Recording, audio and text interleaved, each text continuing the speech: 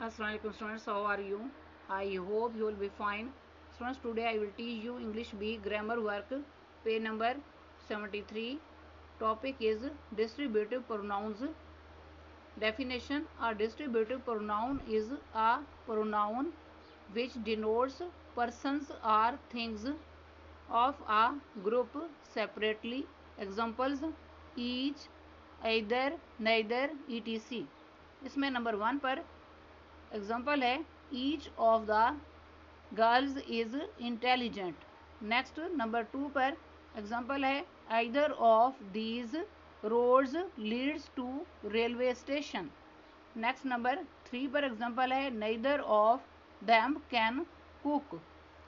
Next exercise part A, translate the following sentences into English. 10 झैल फिकरात को English में ट्रांसलेट करें।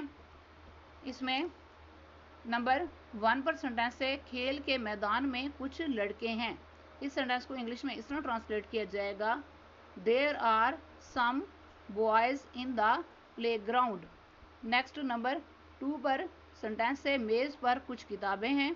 इस सेंटेंस को इंग्लिश में इस तरह ट्रांसलेट किया जाएगा, there are some books on the table. Next number 3 पर सेंटेंस है ये कितनी कुर्सियां हैं। इस सेंटेंस को इंग्लिश में इस तरह ट्रांसलेट किया जाएगा, how many chairs are these.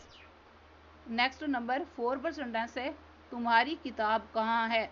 इस सेंटेंस को इंग्लिश में इस तरह ट्रांसलेट किया जाएगा, where is your book. Next number 5 पर सेंटेंस है ये रुमाल किसका है।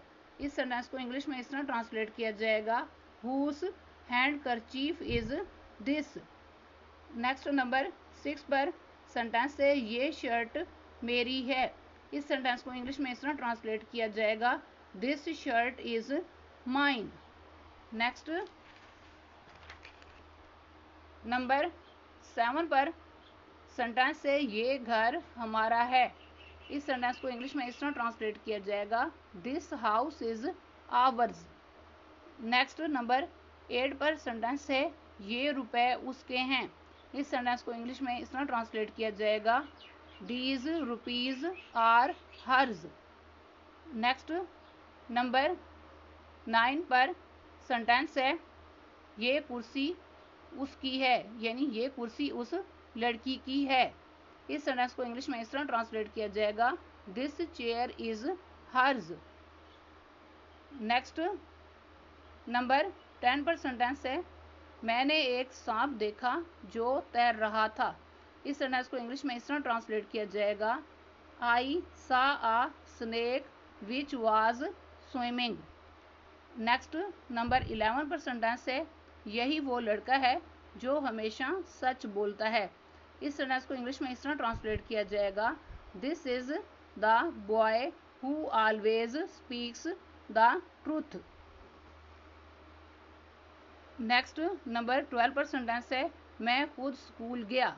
इस सेंटेंस को इंग्लिश में इस तरह ट्रांसलेट किया जाएगा, I myself went to school.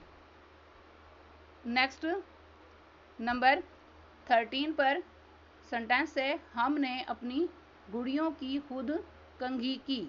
इस सेंटेंस को इंग्लिश में इस तरह ट्रांसलेट किया जाएगा, we ourselves combed our dolls. Next number 14 पर सेंटेंस है इन लड़कों में से दोनों भाग सकते हैं। इस सेंटेंस को इंग्लिश में इस तरह ट्रांसलेट किया जाएगा, either of these two boys can run. Next number 15 पर सेंटेंस है इन दोनों में से कोई नहीं खेल सकता। इस सेंटेंस को इंग्लिश में इस तरह ट्रांसलेट किया जाएगा, neither of them can play. Students, आज का लेक्चर यहाँ कंप्लीट हुआ। I hope you will be understood this lecture. Students, kindly write down this work on your notebooks. Okay, Allah Hafiz.